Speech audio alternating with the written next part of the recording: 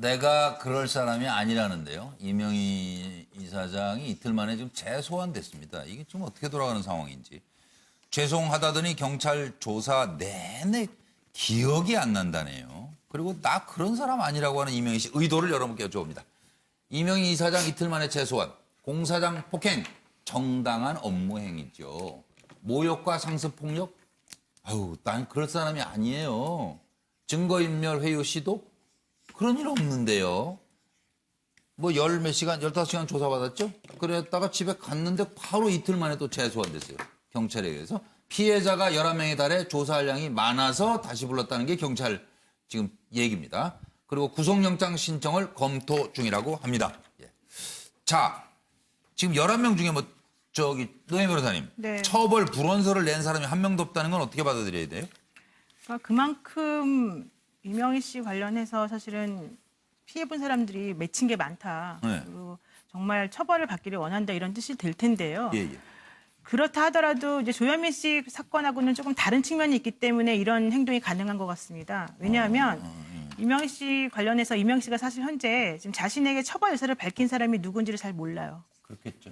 그러니까 그 얘기는 무슨 얘기냐면 회유를 시도하고 싶어도 회유를 시도할 수가 없는 상황이 여러 번 반복됐다는 얘기거든요. 상대가 누군지를 모르니까. 네, 그러니까 게다가 이분은 아마 하도 여러 번의 이런 행위를 했기 때문에 사실은 누구에게 했는지 특정을 스스로 못할 가능성이 있어요. 우리 같으면은 내가 누구한테 잘못했는지 알잖아요. 예를 들면 제가 차명진 의원님한테 좀 안 좋은 얘기나 신뢰되는 말을 많이 하면 저는 집에 가서 반성하거든요. 근데 이명희 씨 같은 경우는 사실 그런 생각 안 할 거란 말이에요. 그래서 결론적으로 말하면 본인이 정말로 기억이 안 날 가능성이 있다. 말에는 뼈가 있어요. 그리고 또 하나는 본인이 어떤 사람인지 잘 모르고 있을 것이다. 이게 말이 이제 전문용어로 내성 착각 이런 말을 보통 하는데요. 스스로를 자꾸 이렇게 돌이켜 봤을 때 내가 어떤 사람인지에 대한 객관적인 기준을 가지고 판단하는 사람이 드문데 이분은 특히 그런 경향이 심한 것 같아요. 그럼 기억이 안 난다. 나 그런 사람 아니다. 이거 의도는 이렇게 해야 되는 거 아니에요, 사실은?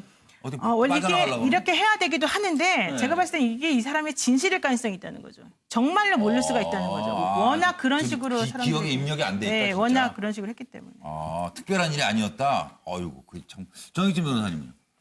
일단은 저는 뭐 심리적인 것까지는 잘 모르겠고요. 네네. 그 이명희 씨하고 그 조현민 씨를 좀 비교를 갖다가 해봤어요.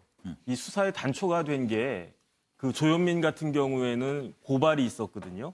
예. 그런데 이명희 씨는 경찰에서 인지를 갖다가 한 겁니다. 예. 그래서 고발됐기 때문에 경찰서도 중요한데 일반 강서 경찰서였는데 그 이명희 씨 같은 경우는 서울지방경찰청에 그 광역수사대라고 있어요. 네, 광수대. 여기는 이제 중요한 사건들 위주로 하는 데라서 다른 데보다 훨씬 더 수사가 철저하게 진행이 될 겁니다. 예. 그다음에 제일 중요한 건 피해자들인데요. 예. 조현민 씨 같은 경우는 아무리 피해자라고 하더라도 사실은 피해 정도가 좀 약했다라고 볼 수 있고 어쨌든지 간에 대한항공과의 관계가 아직도 유지가 되고 있기 때문에 굳이 그 처벌까지 원하지 않았을 텐데 지금 이명희 씨 같은 경우는 피해자들이 여러 명 있는데 사실 굉장히 신체적으로 정서적으로 굉장히 큰 피해를 입었다라고 생각을 하고 결정적으로 이제 퇴직하고 퇴사한 사람들이기 때문에 굳이 이명희 씨한테 처벌을 원하지 않는다.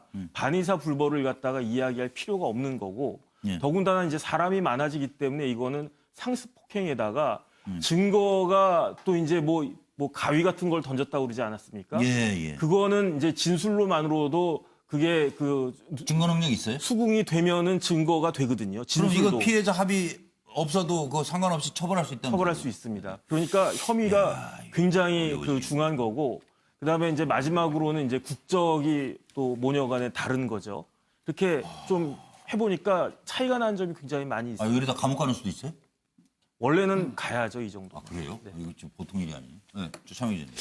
저는 대한항공 조치 일가 그렇네요. 사태를 보면서 이런 생각이 들어요.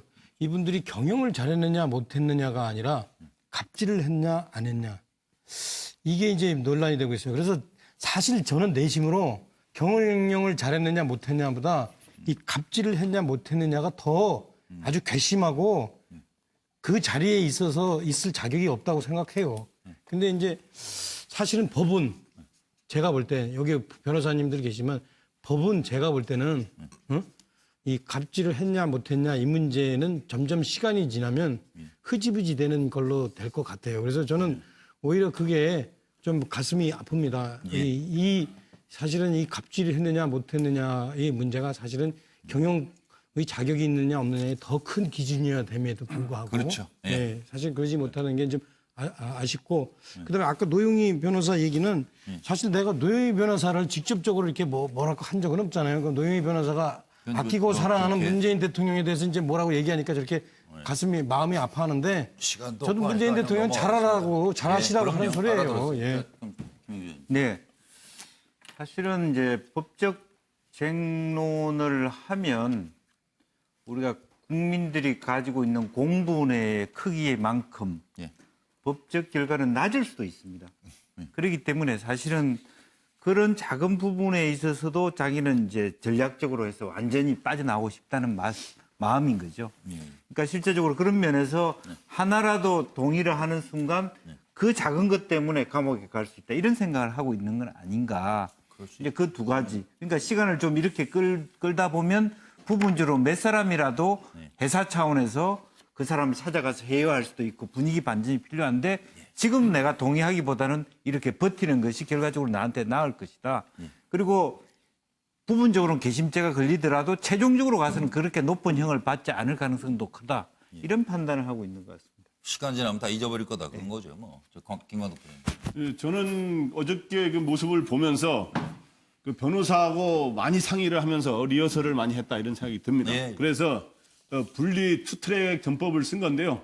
소위 우리가 국민정서법이라 표현하는 여론과 이런 걸 의식해서 도덕적으로 내 죄송하다라고 예. 반복을 했지만 뭐 7번인가 출두할 때 얘기했다는 거죠.